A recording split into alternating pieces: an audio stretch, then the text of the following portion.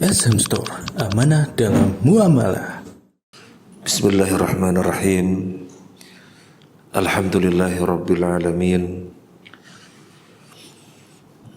Wa bihi nasta'inu ala umurid dunya waddin.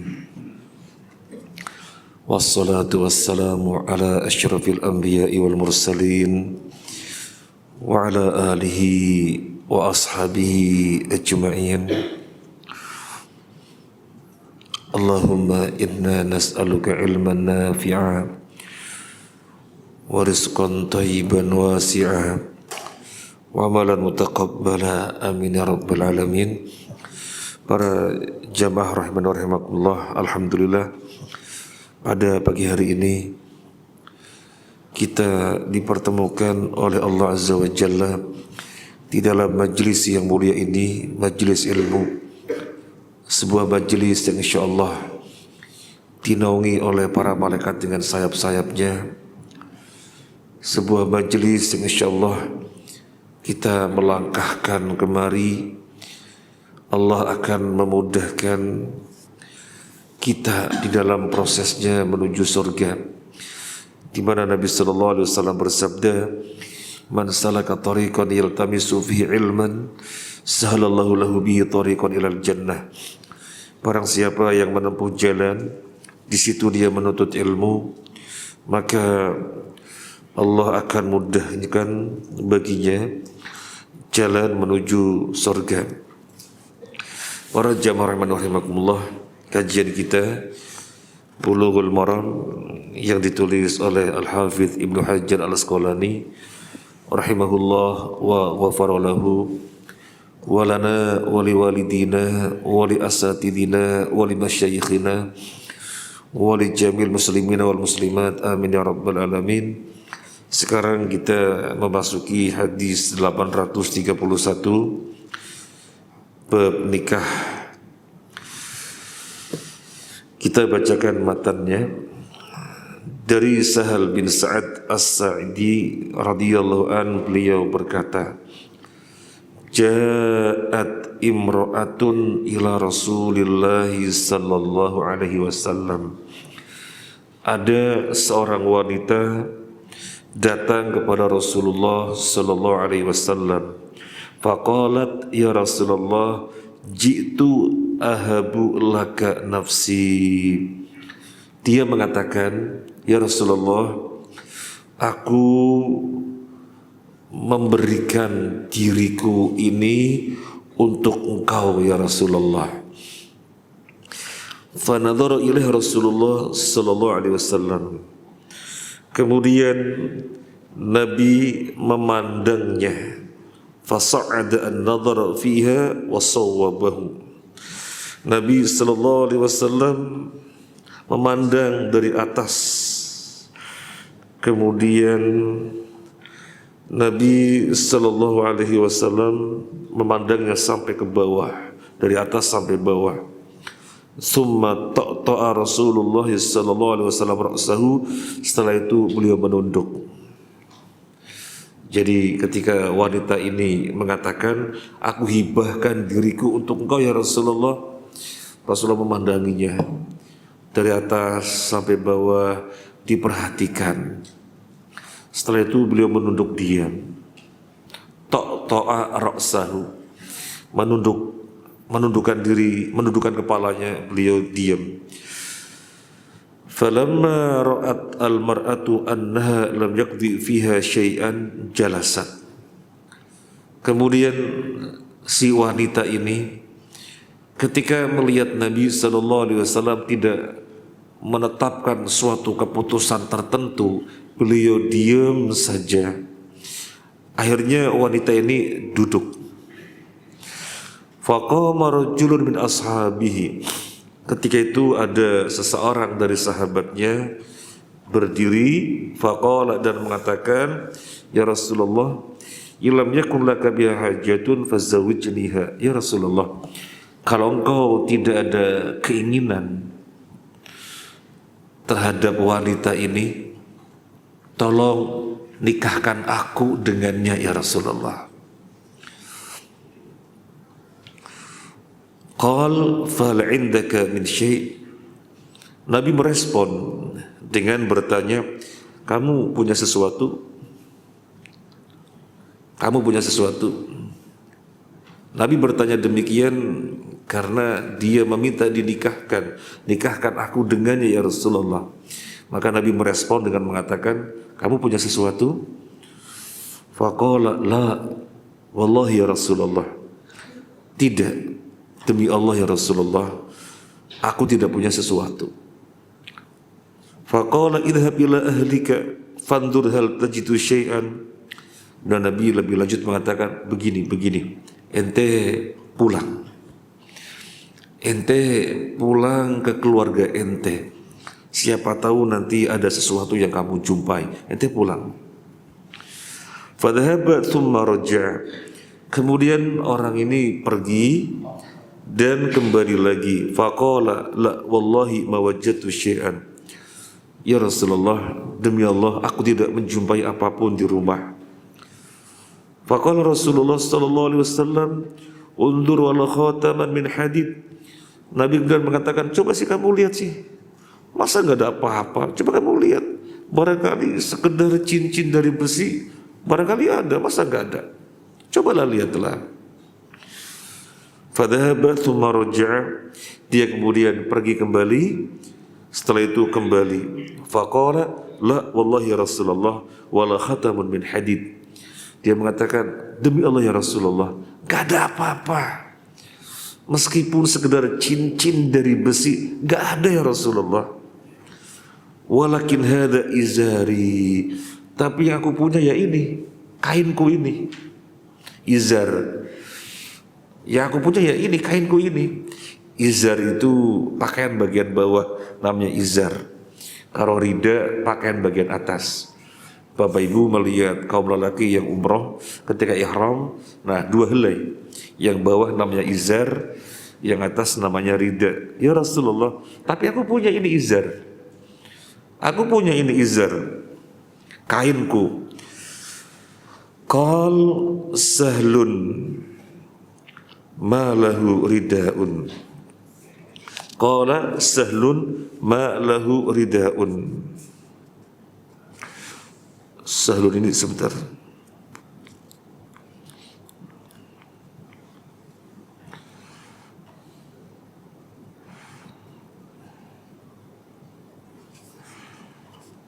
Oh, Sahli nama orang.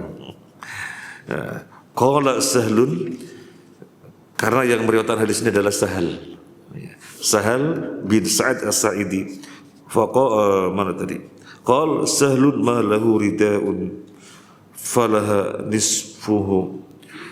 Ini orang punyanya hanya izar saja, kain bagian bawah saja, bagian atasnya ridanya nggak ada. Jadi cuma separuh, ibaratnya pakaian cuma separuh, bagian bawahnya saja dia punya. Kata periwayat hadis ini, yaitu Sahal bin Sa'ad As-Sa'idi. Falaha nisfuhu. Jadi baginya separohnya. Dia tidak memiliki baju, maka wanita itu berhak memiliki setengahnya. Faqala Rasulullah sallallahu alaihi wasallam, "Ma tasna bi zarika in labistahu lam yakun 'alaiha minhu syai'un wa in labisatu lam yakun 'alaika minhu syai'un." Lah gimana? Kamu ini cuma punya satu izar dijadikan mahar. Lah kalau kamu berikan, kamu pakai apa? Terus kalau kamu pakai, dia dapat apa? Karena mahar itu harus dikasihkan. Lah ini kamu punya cuma satu. Lah kalau kamu pakai, dia dapat apa? Terus kalau dia pakai, kamu pakai apa? Nah, Nabi menjelaskan demikian karena dia merasa tidak punya apa-apa kecuali hanya izar, sarung. Bahasa kita sarung ya, sarung kain bagian bawah. Fajalasa ar-rajulu hatta tala majlisuhu qama. Akhirnya lelaki ini duduk. Dia duduknya sampai lama. Kemudian dia berdiri karena merasa kok kayak gak ada solusi. Ia duduk lama, kemudian berdiri bangkit. Fara'ahu Rasulullah sallallahu alaihi wasallam muwalliyan. Rasulullah sallallahu alaihi wasallam melihatnya dia pergi. Mungkin bingung gitu ya. Pengen menikah, gak punya apa-apa, punyanya cuma satu kain. Loh ini kan yang belum menikah di sini bukan sekedar punya kain, punya motor. Nah, ayo nikah. Ini cuma punya kain mau nikah. Nah, kemudian fa'amara bihi fadu'iya lahu. Nabi memerintahkan agar dia panggil dia. Falamma jaa qala madza ma'aka minal Qur'an. Ketika dia datang, Nabi bertanya, "Ente punya Quran? Hafalan Quran ente punya enggak?" Qala ma'i suratu kada wa suratu kada. Addadaha. Dia mengatakan, "Iya Rasulullah, aku menghafal surat ini dan surat ini." Dia menyebutkan beberapa surat. Faqala taqra'uhunna an dhahri qalbika. Nah, kalau begitu ente bisa bacakan untuk wanita ini dengan hafalanmu itu. Ente bisa bacakan. Qala na'am, iya. Lagi itu menjawab iya. Qal idhab faqad mallaktukaha bima ma'aka minal Qur'an. Sekarang pergi. Aku telah menjadikan wanita ini milikmu. Sekarang pergi, aku telah menjadikan wanita ini milikmu. Artinya telah sah menjadi istrimu dengan mahar Al-Quran tadi. Baik, hadis ini muttafaq alaih, Bukhari Muslim. Jadi tidak dibahas derajatnya karena pasti sahih. Apa yang bisa kita ambil dari hadis ini? Ma yukhadhu minal hadis. Apa yang bisa diambil dari hadis ini? Faedah-faedah apa saja? Yang pertama, jawazu irdil mar'ati nafsaha ala rajulin min ahli shalah wal khair li zawajihi biha. Boleh wanita menawarkan dirinya kepada seorang laki-laki yang saleh agar dinikahinya. Jadi misalnya di bawah ada akhwat misalnya, kemudian di sini ada ikhwan, tahu ada ikhwan belum menikah dan akhwat ini belum menikah, keluar masjid, akhi, assalamualaikum, waalaikumsalam, berkenan menikahi saya? Boleh?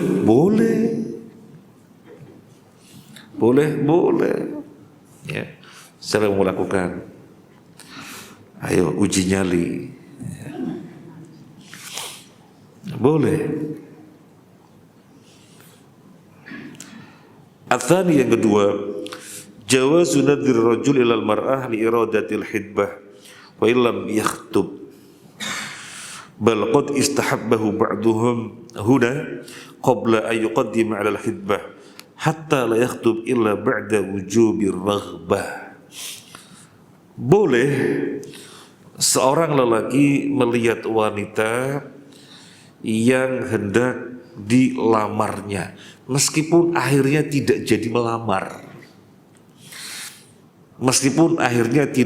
melamar. Dan para ulama mengatakan semacam ini disunnahkan, sehingga jangan sampai seseorang melamar kecuali dia benar-benar menyukainya. Jadi tidak mengapa. Kan yang lalu sudah kita bahas. Ketika ada seseorang ditanya oleh Nabi dan dia mengatakan hendak menikah, apa pertanyaan Nabi? Ketika seseorang mengatakan kepada Nabi bahwasanya dirinya hendak menikah, apa pertanyaan Nabi? Kamu sudah melihat dia? Lihat. Jangan sampai tidak lihat. Jadi atau gak jadi itu urusannya nomor 2. Atau yang berikutnya, yang penting lihat dulu. Ini menunjukkan apa? Sebagaimana dinyatakan di poin yang kedua ini, ulama mengatakan semacam ini sunnah. Sehingga jangan sampai seorang lelaki melamar wanita kecuali dipastikan dia menyukainya. Dia menyukainya. Sampai seorang sahabat ketika menghendaki seorang wanita, dia harus sembunyi di pohon korma, melihat-lihat. Karena biar memastikan, oh ini wanita yang hendak saya lamar, yang kemudian akan dinikah. Oh ini cocok sudah, maju. Kalau gak cocok ya sudah. Ini sesuatu yang biasa. Ini sesuatu yang biasa. Jadi jangan sampai ada wanita mengatakan, loh sudah datang ke rumah, sudah lihat pula gak jadi. Jangan, ini sesuatu yang biasa. Sesuatu yang biasa. Bukan saja dari pihak lakinya, dari pihak wanita juga begitu, menentukan saya nggak mau, sama aja. Jadi lelaki, ternyata ikhwannya begini, dari pihak wanita mengatakan, ternyata ikhwannya begini, mohon maaf saya nggak berkenan, sehingga lamarnya ditolak. Sesuatu yang biasa, sesuatu yang biasa.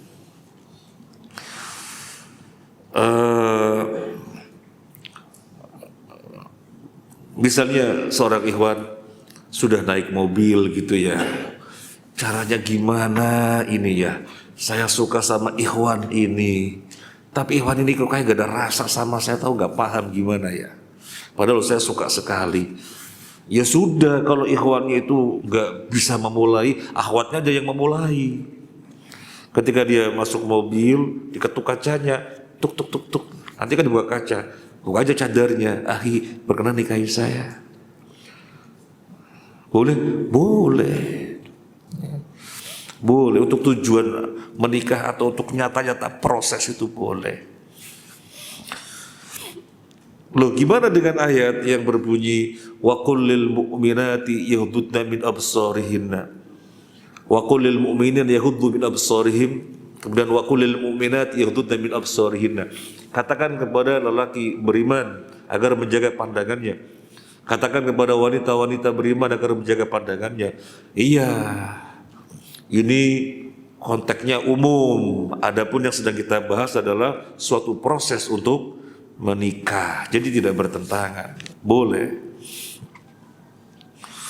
Lah ini mungkin ada yang bertanya, kok di sini sudah bapak-bapak dibahas masalah ini? Jawabannya bagaimana? Loh, siapa tahu kedua ketiga. Nah kan begitu. Ya gak ada masalah. Seandainya tidak menghendaki, ini ilmu, ajaran buat anak cucunya, kan begitu. Yang berikutnya, wilayatul imam alal mar'ah allati la waliya laha idza adinat waraghibat atau waraghabat fi zawaj. Wilayatul imam alal mar'ah allati la waliya laha. Wanita yang tidak punya wali, maka perwaliannya ada pada imam yang kita kenal dengan wali hakim. Ini ada wanita mau menikah, walinya siapa? Bapaknya sudah meninggal dunia. Oh, bapaknya sudah meninggal dunia. Kemudian kakeknya, orang tuanya ayah, sudah nggak ada juga. Oh, sudah nggak ada. Saudaranya yang laki-laki nggak ada. Ada kakek, tetapi ayahnya ibu, boleh jadi wali? Dia punya kakek, tapi ayahnya ibu, boleh jadi wali? Ya tidak, karena perwalian dari jalur bapak. Berarti gak ada walinya, gak ada walinya. Maka walinya adalah imam. Di dalam hadis ini, seorang wanita datang kepada Nabi, dan Nabi menikahkan, pemuda, malak tukah. Sana pergi, aku sudah jadikan ente memilikinya. Kenapa Nabi demikian? Nabi hakim, Nabi imam. Nah, jadi perlu diketahui, wali itu dari jalur ayahnya wanita, bukan dari jalur ibu, bukan, tapi dari jalur ayah. Kalau misalnya ayah nggak ada, ya kakeknya. Nggak ada, ya kakak adiknya yang laki-laki atau perempuan. Kalau nggak ada siapa? Kalau nggak ada, ya anaknya kakak adik. Anak kakak adik itu apa bahasa kita? Anaknya kakak adik bahasa kita apa? Anaknya kakak, anaknya adik, keponakan. Kalau nggak ada, ya paman kandung. Kalau nggak ada paman kandung, paman seayah. Kalau anak bagaimana? Anak ada perbedaan pendapat. Imam Syafi'i mengatakan kalau anak nggak boleh jadi wali, tapi ulama yang lainnya mengatakan anak boleh jadi wali. Jadi anak maksudnya berarti anak menikahkan ibunya. Imam Syafi'i mengatakan nggak boleh, tapi para ulama yang lainnya mengatakan boleh. Yang lebih aman kalau gitu ya jangan anaknya. Maka beberapa waktu yang lalu ada seorang ibu mau menikah, maka kita katakan jangan anaknya yang wali, jangan, tetapi anaknya paman, karena yang ada anaknya paman, maka kita bilang anaknya paman yang menikahkan, biar keluar dari perbedaan pendapat. Yang berikutnya, annahu la budda minas sadaq fil nikah wa naw yasihu ayakuna syai'an yasiran jiddan fayasihu bi kulli ma taradha alaihi az-zawjani au man ilaihi wilayatul aqdi. Sesuatu yang harus adanya mahar di dalam pernikahan. Coba kita lihat di dalam hadis ini, ketika Nabi tidak memutuskan apa-apa, diam saja. Kan ada wanita menawarkan dirinya kepada Nabi, ya Rasulullah, aku hibahkan diriku untukmu. Nabi intinya tidak memiliki keinginan. Kemudian ada lelaki tampil, ya Rasulullah, kalau engkau tidak menginginkan dia, nikahkan aku dengannya. Apa pertanyaan Nabi? Kamu punya apa? Menunjukkan keharusan adanya mahar. Meskipun maharnya sesuatu yang nilainya kecil. Coba kita lihat, kamu punya apa? Gak punya apa-apa ya Rasulullah. Ente coba pulang. Siapa tahu ada apa-apa di rumah kamu, meskipun cincin dari besi. Meskipun cincin dari besi. Nah, ikhwan yang belum menikah, bukan sekedar cincin dari besi, motor punya, HP punya, kok gak nikah-nikah? Kalah dong sama pemuda di dalam hadis ini. Ya, kalah apa tidak? Gak ngaku. Kalah apa tidak? Kalah. Ini berani, gak punya apa-apa, cuma sarung tok loh berani. Masya Allah. Jadi keharusan memiliki mahar meskipun nilainya sangat kecil dan sah dengan keridhaan. Dengan keridhaan si wanita ridho, ya sah. Atau walinya si wanita ridho, sah.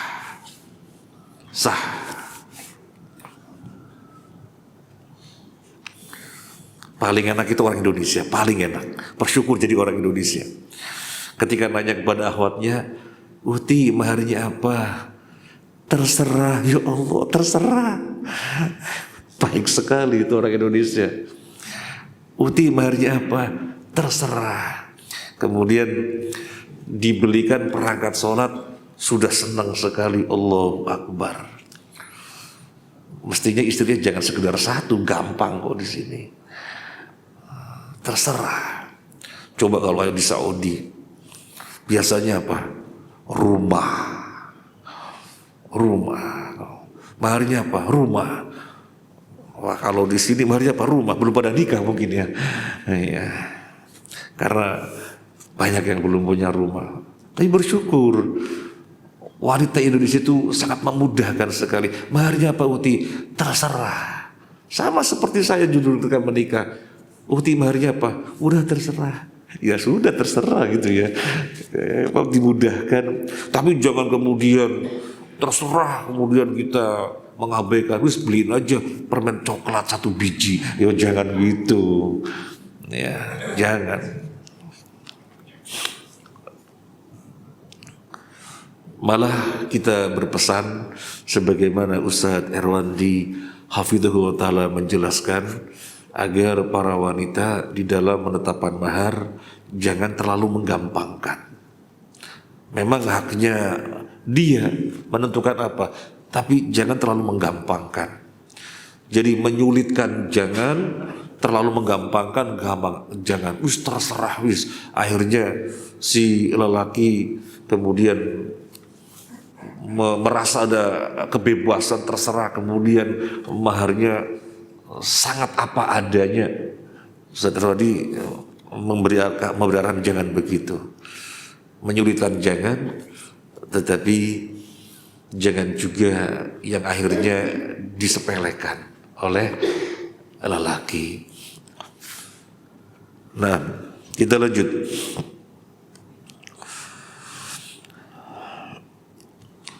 Qala Iyad rahimahullah mengatakan, ajma'al ulama ala annahu la yasihu ayyakuna mimma la qimata lahu.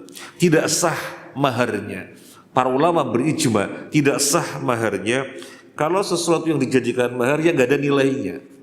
Jadi gak ada nilainya itu gak sah. Apa maharnya? Laron yang terbang-terbang juga ada nilainya. Kalau cincin besi masih ada, ya. Tetapi kalau sesuatu yang gak ada nilainya gak boleh. Yang berikutnya, annahu yustahabbu tasmiyatus sadaq fil aqdi li'annahu aqta'u lin niza' wa anfa'u lil mar'ah. Disunnahkan menyebutkan jenis maharnya. Disunahkan menyebutkan nama maharnya. Kenapa? Biar mengantisipasi terjadinya perselisihan nanti dan lebih bermanfaat bagi wanita. Kalau misalnya tidak ditetapkan maharnya, sehingga kemudian bilang terserah tadi gitu ya, terserah, kemudian lelaki memberikan mahar sesuatu yang ternyata si wanitanya gak suka, kan akhirnya bisa terjadi gak serkongen sih. Nah, maka tetapkan mahar. Dan ketika menetapkan lebih bermanfaat bagi wanita. Wanita menetapkan, oh saya butuhnya apa nih? Saya kurang baju, boleh ya maharnya baju, begitu. Atau si wanita melihat dirinya, selama ini saya kemana-mana pakai sepeda pancal misalnya, pakai sepeda gowes, saya perlu sepeda motor, boleh ya maharnya sepeda motor, tetapkan. Dan itu lebih bermanfaat bagi si wanita.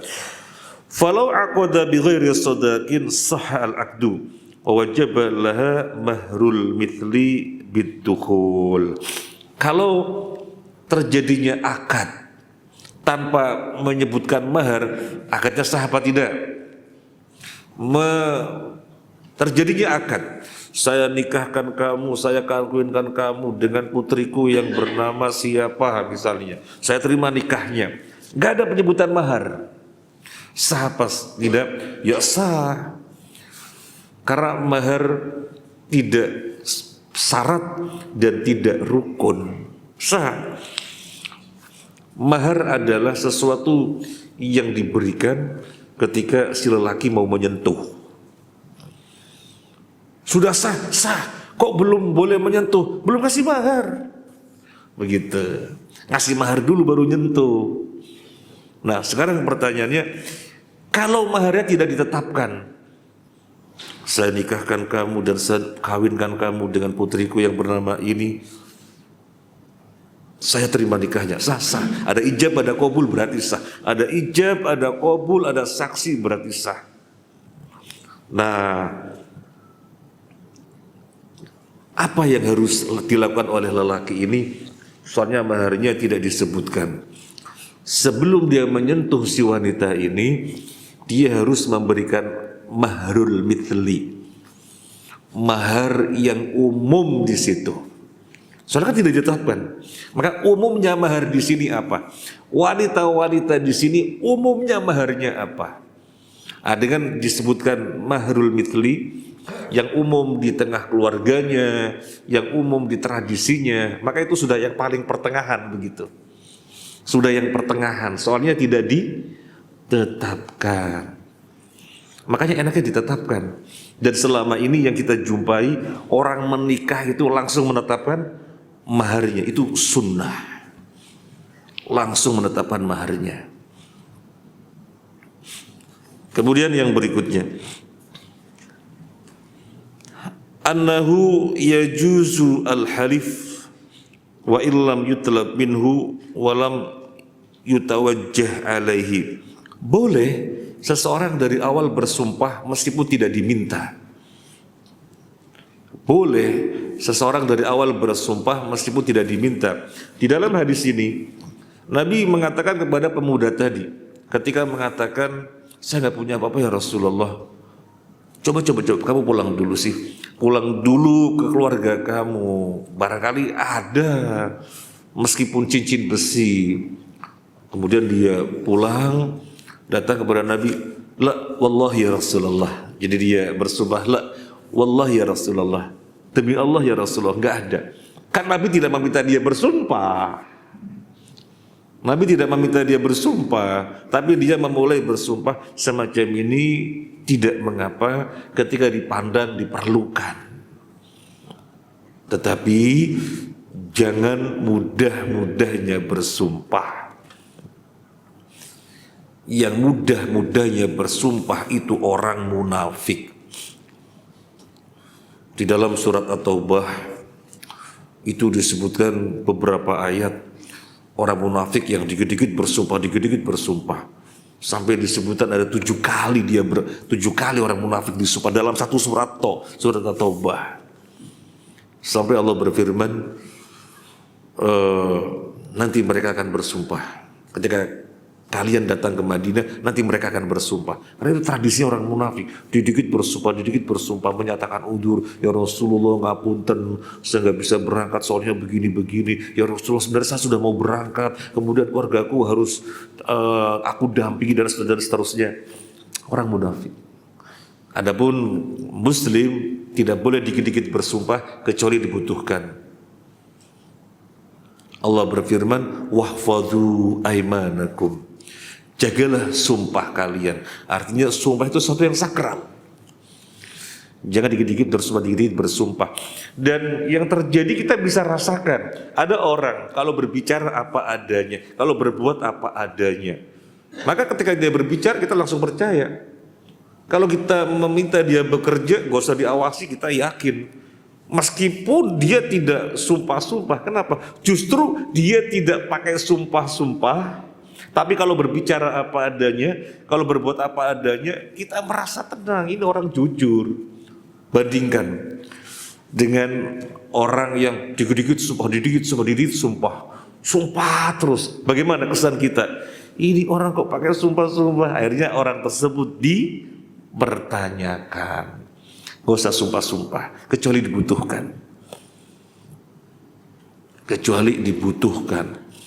Yang disinggung di dalam hadis dan Nabi menyatakannya dia dilaknat adalah pedagang.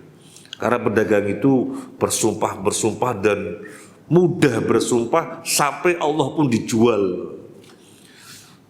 Wallahi ini saya kulak cuma sekian, jualnya gak banyak untungnya. Wallahi ini barang bagus, rugi kalau ente tidak beli.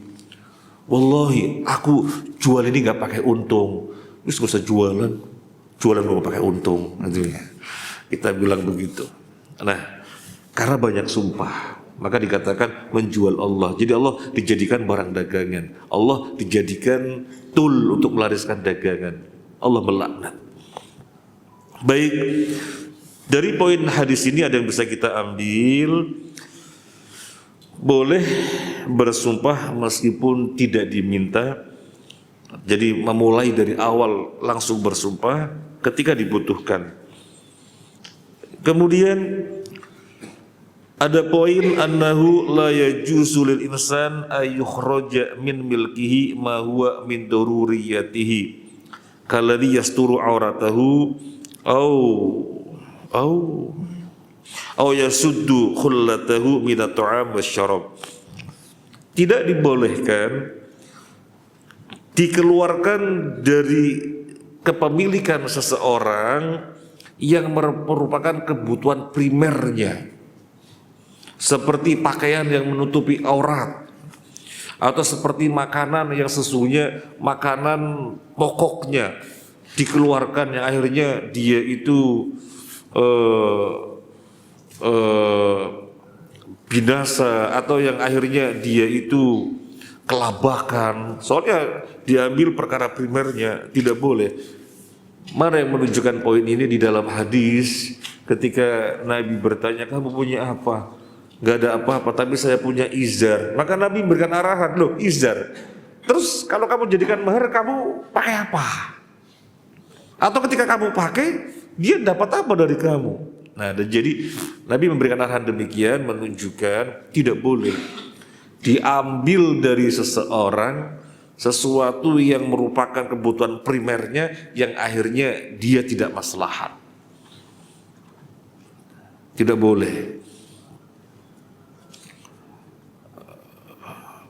Pernah terjadi, kita melihatnya tidak tepat itu ya.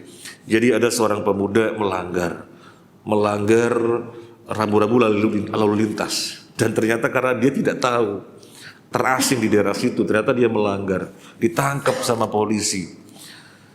Yang terbaik disita apanya? Yang terbaik disita apanya? Ya STNK-nya atau apanya, kan begitu, sehingga dia bisa beraktivitas dengan sepeda motornya. Tetapi polisi melakukan tindakan disita motornya. Berhari-hari dia tidak aktivitas. Untuk menebus motor ini harus ada administrasinya. Berhari-hari tidak aktivitas. Zalim itu. Zalim itu. Makanya di sini ada poin ini. Di sini ada poin ini. Ketika dia mengatakan, saya punya izar ya Rasulullah. Nabi kasih arahan, loh kalau kamu kasihkan, kamu pakai apa? Dan menutup aurat hukumnya darurat. Akhirnya diambil poin, tidak boleh diambil dari kepemilikan seseorang yang akhirnya dia binasa, yang akhirnya dia tidak maslahat, karena itu kebutuhan primernya. Yang berikutnya,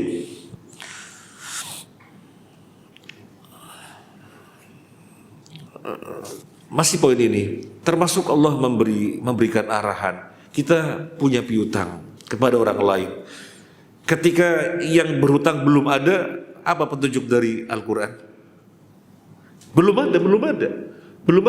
ada untuk dibayarkan. Kita piutang, dia berhutang, kita nagih, belum ada. Nyata-nyata belum ada. Bukan orang yang bohong, yang nakal, yang zalim, nyata-nyata belum ada. Apa sikap kita? Memberi penundaan, memberi tenggat waktu. Jangan kemudian mengambil sesuatu yang akhirnya dia tidak maslahat. Yang berikutnya, at-tahqiqu ma'a mudda'il i'sar, fa innahu sallallahu alaihi wasallam lam yusaddiqhu fi awwali da'wahu al-i'sar hatta dhaharat lahu qara'inu sidqihi. Harus menegaskan, harus ada penegasan terhadap orang yang mengaku kesulitan. Jadi jangan langsung percaya. Saya sulit, langsung percaya. Oh kamu kesulitan ya, langsung percaya. Jangan. Di sini dicontohkan oleh Nabi. Ketika Nabi bertanya, kamu punya apa? Gak punya apa-apa ya Rasulullah. Oh kamu gak punya apa-apa. Nabi tidak begitu. Oh jangan gitu, kata Nabi. Coba kamu pulang ke rumah. Barangkali ada di rumah. Dia datang lagi. Gak ada ya Rasulullah. Wallahi ya Rasulullah gak ada. Lah pulang lagi. Siapa tahu ada gitu loh, meskipun cincin besi.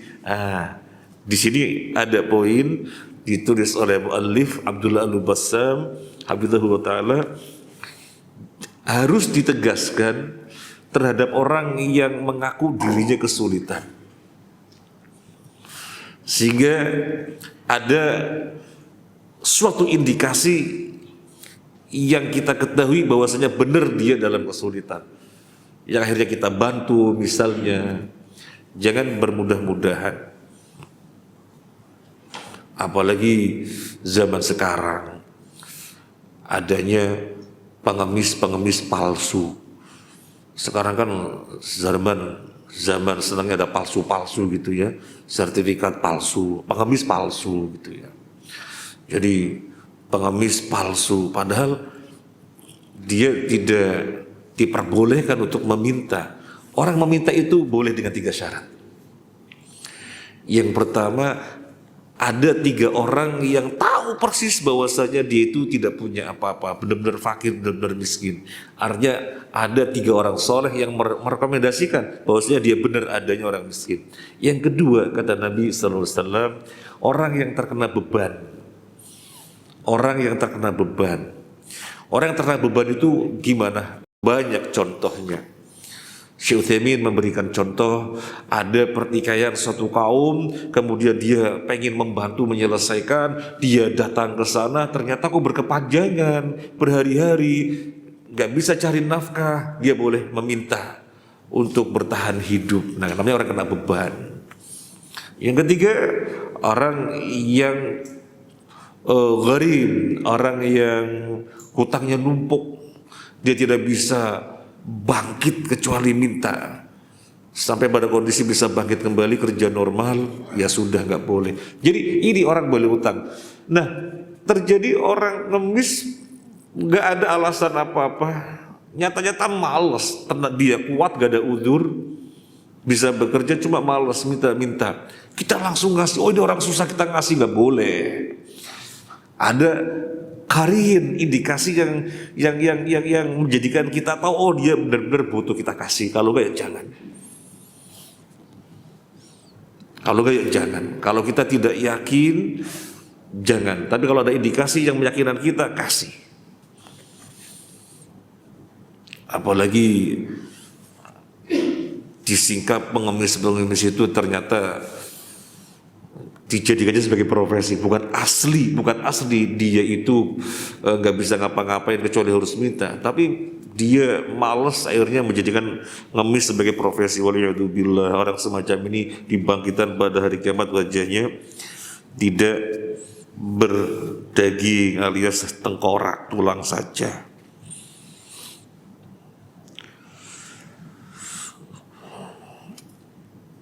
Kemudian kira-kira hikmahnya apa? Hikmahnya apa?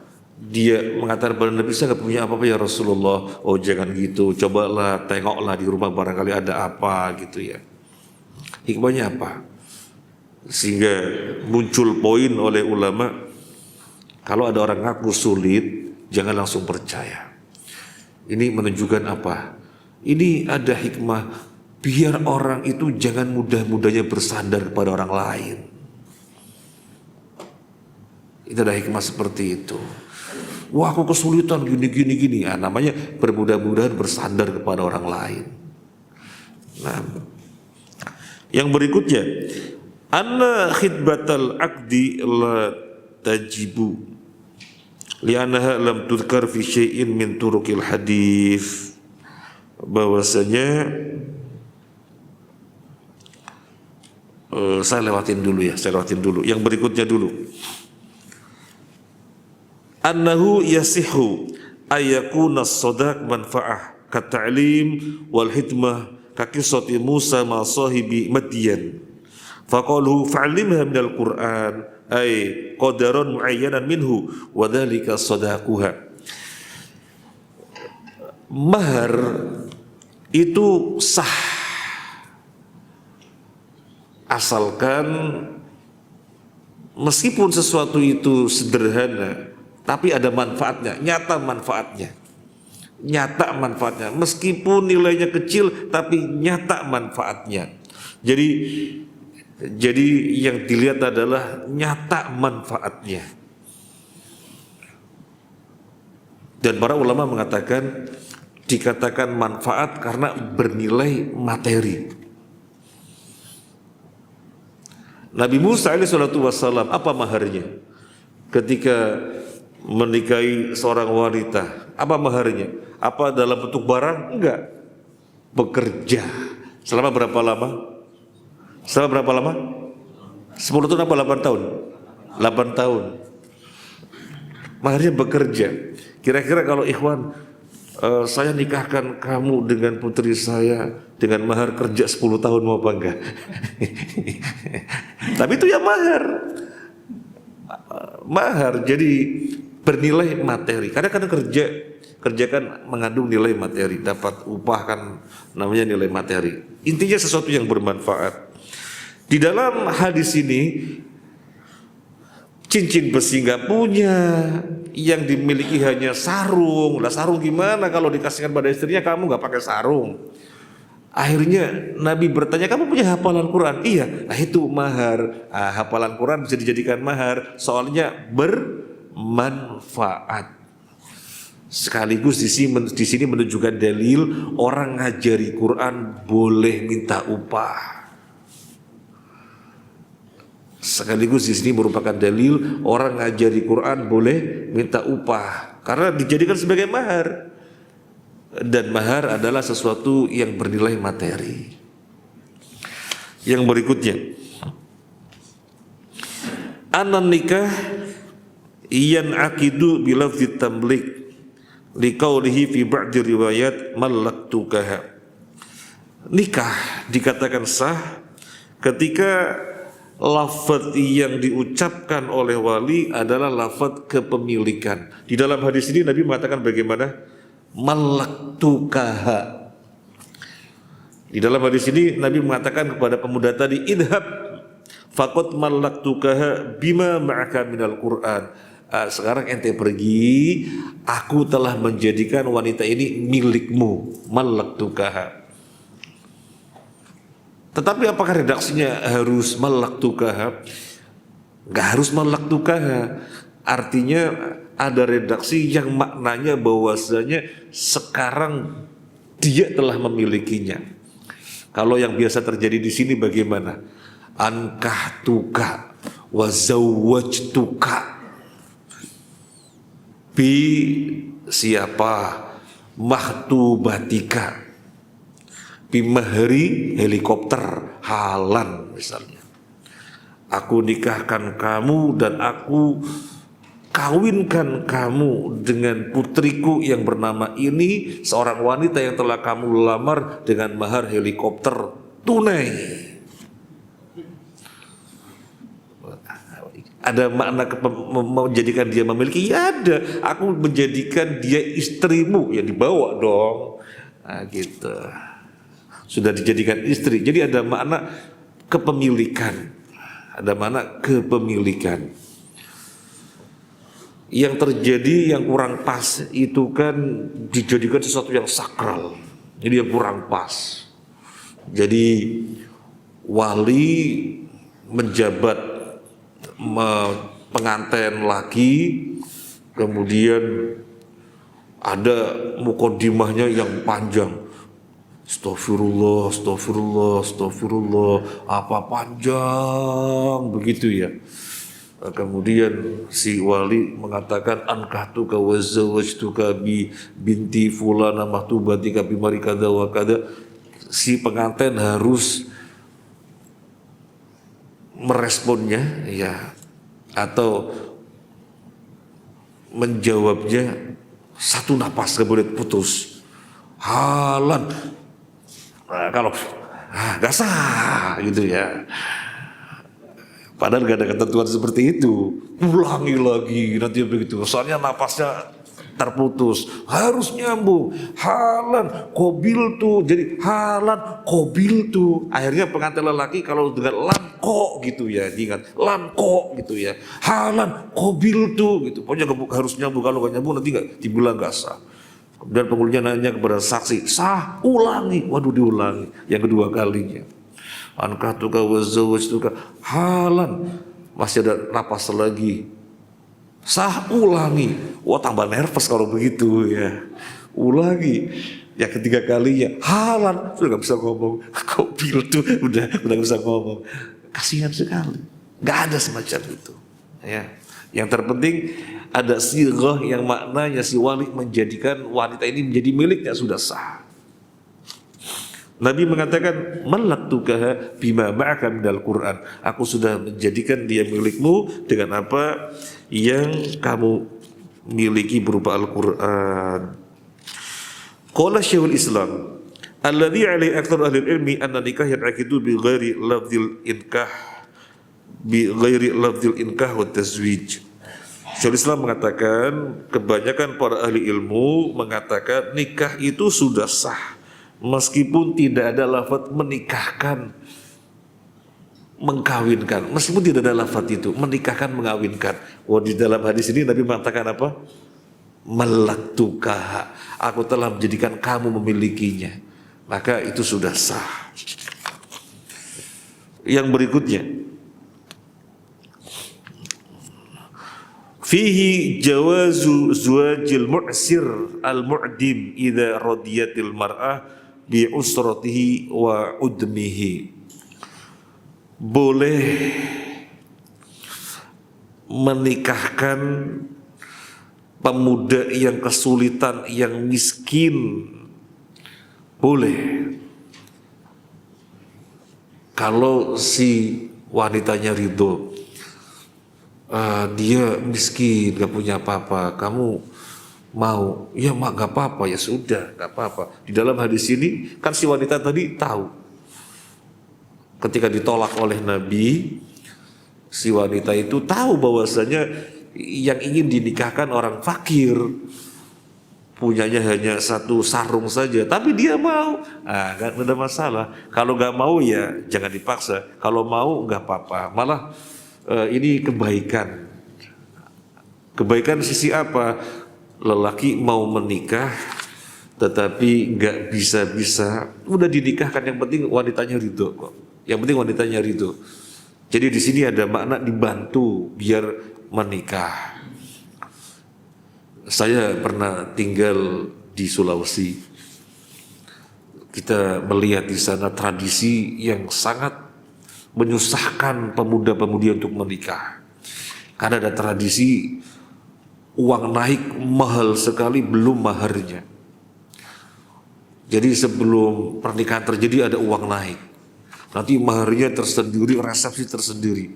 Maka di sana banyak akhwat sudah nenek-nenek tetapi perawan. Dan pemuda sudah kakek-kakek tetapi jejaka.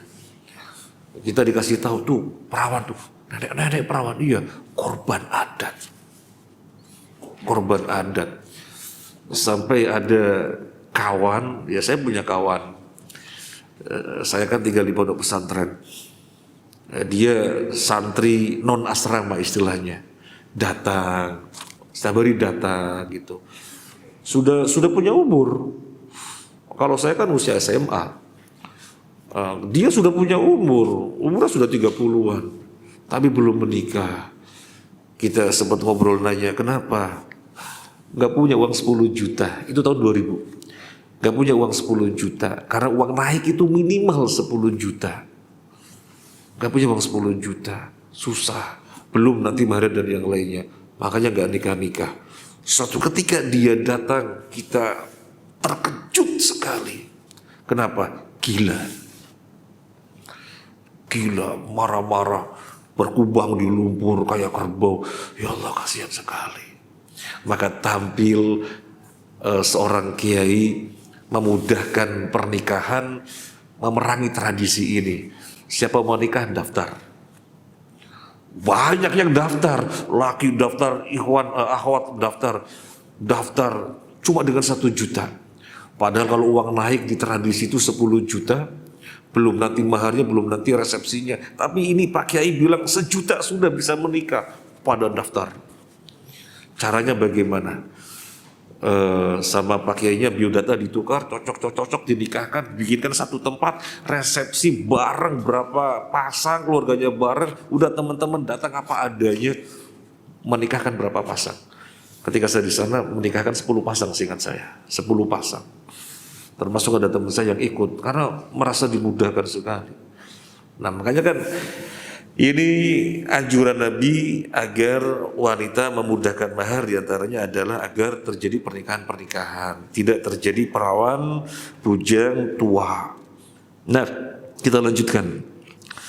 Fihi annahu yustahabbu liman tuliba minhu hajatun alla yusari'a fi raddi talibiha bal yaskutu la'alla sa'il yabham hada min sukutihi fa ya'ridu biduni khajal atau fa yu'radu biduni khajal. Disunnahkan kalau ada seseorang diminta atas suatu hajat dan dia tidak berkenan, jangan langsung cepat menolak. Ya ahi, ana minta tolong. Enggak mau. Kenapa? Saya mau begini-begini. Ya ahi, saya minta tolong. Enggak. Saya begini-begini. Jangan. Yang sunnah itu dia. Sehingga yang meminta tolong paham bahwasanya yang diminta tolong ini tidak berkenan. Tentu ada alasan. Tidak berkenannya kenapa? Tentu tidak alasan. Sehingga dia yang minta tolong dan ditolak juga gak malu. Di sini Nabi contohkan. Ada seorang wanita datang, ya Rasulullah, aku hibahkan diriku untukmu. Kan Nabi tidak berkenan. Apakah Nabi langsung? Enggak begitu. Nabi diam. Nabi pandangin, Nabi diam. Sampai si wanita itu paham bahwasanya Nabi tidak berkenan. Nah ini yang baik. Ini yang baik. Dan guru-guru kita mengajarkan kita demikian. Kalau kita dimintain tolong, di mana kita tidak berkemampuan, mungkin karena ada udzur atau mungkin tidak bisa dan yang lainnya, yang jelas kita gak bisa menolong, maka cara menolaknya yang hikmah. Intinya adalah itu. Cara menolaknya yang hikmah, sehingga yang meminta tolong juga tidak malu. Yang berikutnya, fihi annahu tajusul khidbah idza dhanna al-khatib ats-tsani bil qarinah annahu lam yahsul ittifaq ma'al khatib al-awwal. Boleh seseorang tampil melamar ketika diketahui dengan indikasi si pelamar yang pertama sudah selesai. Maka dia boleh langsung tampil. Kan di sini si pemuda mengetahui bahwasanya Nabi tidak berkenan, Nabi tidak mau maju. Dari indikasi yang dia baca, oh Nabi gak berkenan, maka dia langsung tampil. Ya Rasulullah, kalau engkau tidak berkenan, nikahkan aku dengan dia. Nah, kemudian di sini berarti ada faedah, boleh orang kedua tampil melamar ketika diketahui dari indikasi, dari keadaan dipahami bahwasanya orang pertama sudah selesai prosesnya, maka boleh tampil. Jangan sampai orang yang pertama masih proses melamar dan belum final, maju enggak, maksudnya ada keputusan maju belum, ada keputusan mundur juga belum, lagi proses. Kok ada lelaki tampil, aku mau sama kamu, gak boleh. Ini namanya melamar di atas lamaran orang lain. Semacam ini dolim. Sebagaimana membeli di atas pembeliannya orang lain, sebagaimana menjual di atas penjualannya orang lain. Dolim. Gak boleh. Tetapi sampai diketahui sudah putus, sudah final, boleh maju, boleh tampil. Yang berikutnya, jawazu hibatil mar'ah nafsa li Nabi sallallahu alaihi wasallam wa ya khasalahu sallallahu alaihi wasallam. Boleh seorang wanita menghibahkan dirinya untuk Nabi. Boleh, tapi ini khususnya bagi Nabi saja. Jadi ketika ada seorang wanita datang kepada Nabi, ya Rasulullah, aku hibahkan diriku untukmu. Kemudian Nabi mengatakan, iya, udah jadi suami istri. Khusus untuk Nabi. Khusus untuk Nabi. Ini jangan dipahami di dalam ayat ini ada wanita datang kemudian kalau dia bilang iya berarti jadi suaminya. Oh kalau begitu nanti para wanita datang kepada antum, aku hibahkan diriku untuk iya, oh jadi suami istri. Oh enggak, ini khusus untuk Nabi. Dalilnya surat Al-Ahzab ayat 50. Dalilnya surat Al-Ahzab ayat 50. A'udzu billahi minasyaitonir rajim. Wa imra'atun mu'minatun wahabat nafsaha lin-nabiyyi in aradan nabiyyu ay yastankihaha khalisatan laka min dunil mu'minin. Wanita mukminah yang menghibahkan dirinya untuk Nabi, jika Nabi menginginkan untuk menikahinya, maka sudah jadi suami istri. Khalisatan laka, kata Allah, semacam ini khusus untukmu. Berarti ini khususiyah buat Nabi. Semacam ini khusus untukmu, min dunil mu'minin, bukan orang-orang mukmin yang lainnya. Sama seperti Nabi menikahi sampai 9, untuk mukmin yang lainnya hanya 4. Ini semacam ini, sama babnya, khususiyah. Khususiyah. Nah, kemudian yang berikutnya, annahu la yatimul aqdu ba'dal ijab illa bil qabul. Dzalika annal mar'ah wahabat walakin Nabi sallallahu alaihi wasallam sakata wa lam yaqbal. Thumma zawwajaha min ar-rajul al-akhar mimma yadullu ala anna sukutahu khuluqun karimun minhu wa laysa qabulan. Wa qad fahima al-hadiruna dzalika walidha qala al-khatib illam takun laha biha hajah fazawwijniha. Akad tidak dikatakan sempurna kecuali setelah ada ijab, ada qabul.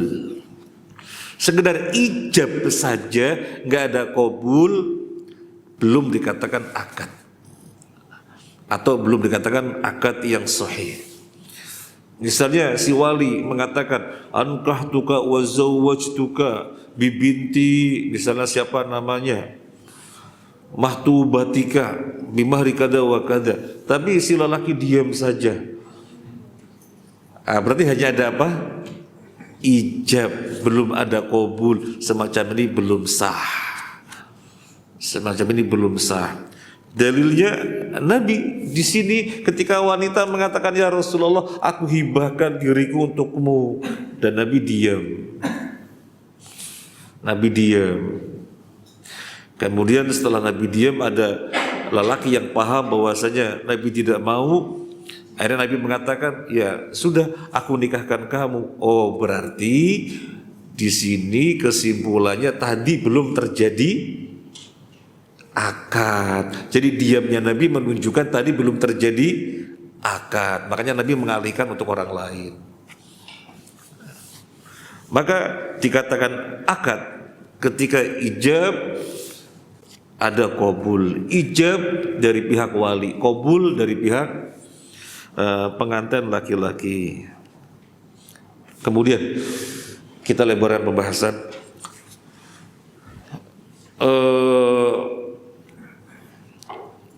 Yang ijab siapa, yang qabul siapa? Wali dan pengantin laki. Apakah ada persyaratan pengantin wanita hadir di situ? Gak ada persyaratan. Karena ijab qabul itu antara wali dengan pengantin laki-laki. Tetapi suka-suka yang terjadi ketika ijab qabul, wanitanya dihadirkan dan tidak mau dilangsungkan pernikahan kecuali di situ ada pengantin laki-laki, ada pengantin perempuan. Loh, yang ijab qabul loh, wali sama pengantin lelaki. Yang ijab qabul itu lelaki sama pengantin lelaki. Pengantin perempuannya tahunnya beres, gitu. Tahunnya sudah beres, berarti jadi suami istri. Nah, maka tidak tepat. Termasuk kadang-kadang ada yang kaku. Wah, ini pengantin wanitanya dikeluarkan, tanda tangannya di sini, padahal panitianya sudah men-setting agar si lelakinya nanti yang masuk meminta tanda tangan, gitu.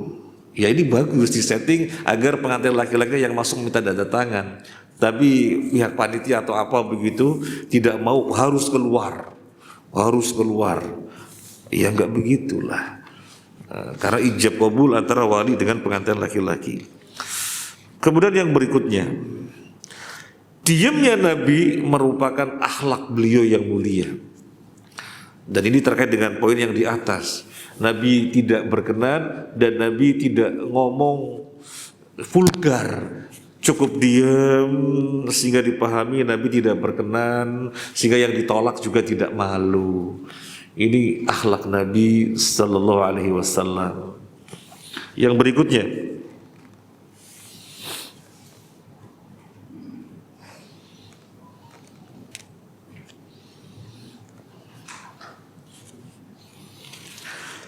fihi husnu khitabi hadzal khatib wa jamilu talabihi fa innahu allaqa hidbatahu wa raghbatahu fiha ala adami rabati Nabi sallallahu alaihi wasallam fil mar'ah. Di dalam hadis ini ada poin yang menunjukkan baiknya akhlak si pemuda ini. Baiknya akhlak si pemuda ini. Dia tahu bahwasanya Nabi tidak menghendaki, tapi kata-katanya menunjukkan orang beradab. Jadi dia tidak mengatakan, ya Rasulullah, nikahkan aku dengan dia. Kata-katanya bukan begitu. Kata-katanya, ya Rasulullah, kalau engkau tidak menghendakinya, nikahkan aku dengan dia. Ini menunjukkan orang beradab. Ya, saya mau sampaikan kepada semuanya, khususnya yang pemuda-pemuda, suka-suka dirasakan yang muda-muda ini kurang bisa bertata krama kepada yang lebih sepuh.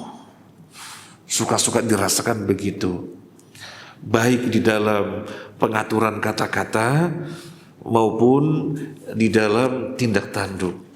Suka-suka kurang menunjukkan adab yang bagus. Ini perlu berlatih. Ini perlu berlatih. Saya pernah dikritik oleh bapak-bapak.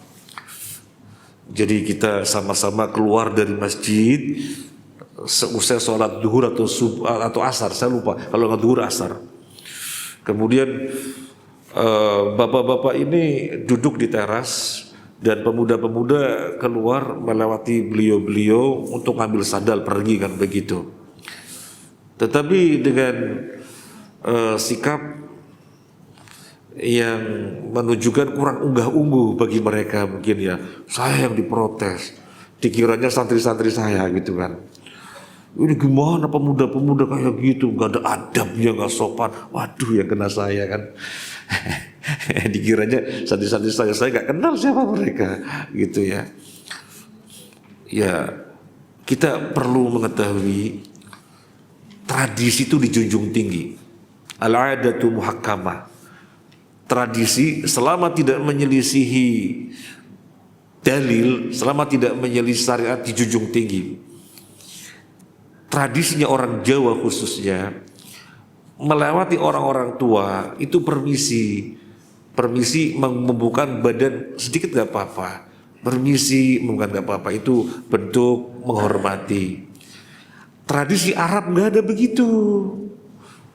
Tradisi Arab gak ada begitu, lewat-lewat aja biasa, itu orang Arab. Dan di sana bukan sesuatu yang tidak sopan, biasa, karena tradisinya begitu. Dibawa-bawa ke sini, lewat depan orang tua biasa saja begitu. Ya orang tuanya, waduh, ini orang-orang ngaji, tapi kok nggak beradab tuh kan kena. Yang kena apa? Ngaji. Orang-orang ngaji tapi kok nggak beradab. Jadi tradisi dijunjung tinggi. Jadi jangan mengatakan, itu kan gak ada dalilnya, masalah tradisi saja kok. Justru itu dalil menyatakan tradisi dijunjung tinggi. Al-adatu muhakkamah. Nah, dan cara berbicara. Dan kita seringkali mengumpulkan pemuda-pemuda. Ketika kita diprotes, ya Allah diprotes lagi. Soalnya ungkapan-ungkapannya kurang pas kepada orang yang lebih tua. Nah, ini penting sekali berlatih belajar. Di Jawa ada istilah unggah-ungguh. Itu tradisi yang baik, dihormati, dijunjung tinggi. Nah, dihormati, dijunjung tinggi. Orang Arab nggak ada unggah-ungguh. Orang Arab misalnya manggil pamannya nama siapa? Abdullah. Abdullah kemari Abdullah. Di sini dlog-dog.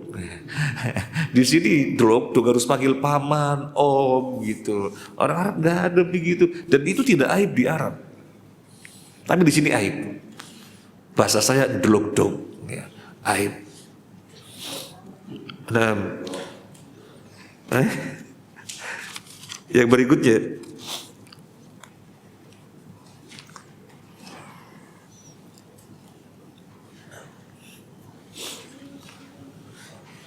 fihi syafaqatun Nabi sallallahu alaihi wasallam bi ummatihi fa innahu lamma ra'a udma hadzal rajul wa faqruhu wa hajatahu ila zuwaj zawwajahu bima lam tajur al adatu ittikhadhahu iwadan wa ujratan.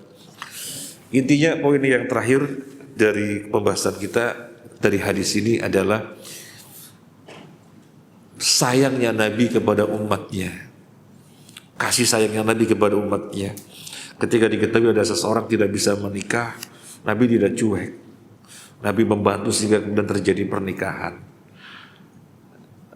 Nabi membantu sehingga terjadi pernikahan. Tetapi tidak sampai menyelisih syariat. Kamu punya apa? Kan ditanya yang terkait dengan syariatnya. Karena harus ada mahar. Kamu punya apa? Enggak ada ya Rasulullah. Jangan begitu. Coba pulang ke rumah lihat. Datang enggak ada ya Rasulullah. Oh jangan begitu. Barangkali masih ada. Coba dilihat. Jadi tetap di dalam batasan sesuai dengan syariat. Kemudian terjadilah pernikahan.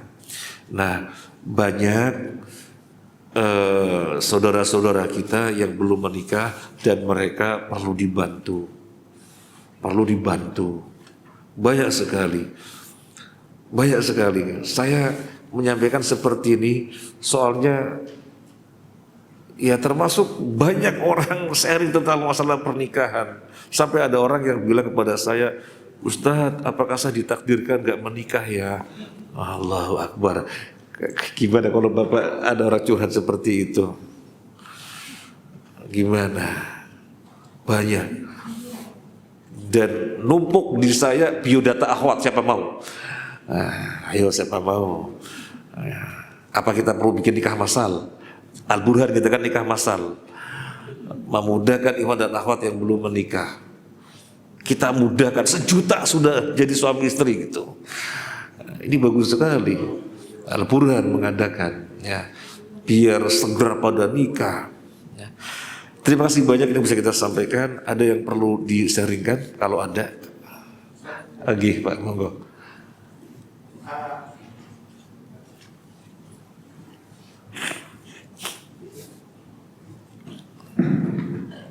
Assalamualaikum warahmatullahi wabarakatuh. Waalaikumsalam warahmatullahi wabarakatuh. Ada pasal laki-laki dan perempuan di luar nikah. Maksudnya itu mengandung juga. Terus dia itu mempunyai anak perempuan. Apakah boleh bapaknya jadi wali? Ya, saya pertanyaannya jelas ya. Jadi ada anak perempuan lahir di luar nikah. Terus nanti walinya siapa? Apakah ayahnya si ibu boleh jadi wali, kan begitu ya? Apakah ayahnya si ibu boleh jadi wali? Karena kan ayahnya dia sekedar ayah biologis saja, sekedar ayah biologis saja. Kan biasanya terjadi setelah anak lahir di luar nikah, kemudian setelah melahirkan kedua laki perempuan ini dinikahkan. Sudah jadi suami istri. Nah, tapi anaknya kan lahir di luar nikah, maka tidak dinasabkan kepada ayahnya. Berarti ayahnya sekedar ayah biologis, tidak menikahkan. Kalau begitu yang menikahkan ayahnya si ibu, soalnya dia kan nasabnya kepada ibu, nakah didikan oleh ayahnya si ibu. Jawabannya nggak boleh, karena wali itu adalah dari jalur ayah, demikian. Nggak boleh. Berarti walinya siapa? Wali hakim. Di dalam konteks negara kita KUA atau mungkin pengadilan agama, KUA atau pengadilan agama. Nah, cukup? Ada lagi? Apakah mahar itu berpahala? Apakah mahal itu? Berpahala. Dalam artian besar kecilnya mahar itu menentukan besar kecilnya pahala. Oh. Besar kecilnya mahar itu apakah menentukan besar kecilnya pahala? Oh, saya nggak tahu. Apakah besar kecilnya menentukan besar kecilnya pahala? Kalau kemudian babnya bab idkhalus surur ya. Kalau babnya bab idkhalus surur, sesungguhnya wanita itu sudah cukup puas dengan maharnya sepeda motor. Tetapi dia selain sepeda motor yang diinginkan oleh wanita, dia tambah motor dan rumah. Ya jelas. Itu bab idkhalus surur. Wong yang diminta motor, kalau dia tambahin dengan rumah, wah dia gembira sekali. Nah, maka jelas babnya idkhalus surur, pahalanya berlebih. Tapi kalau yang dimaksud bukan itu,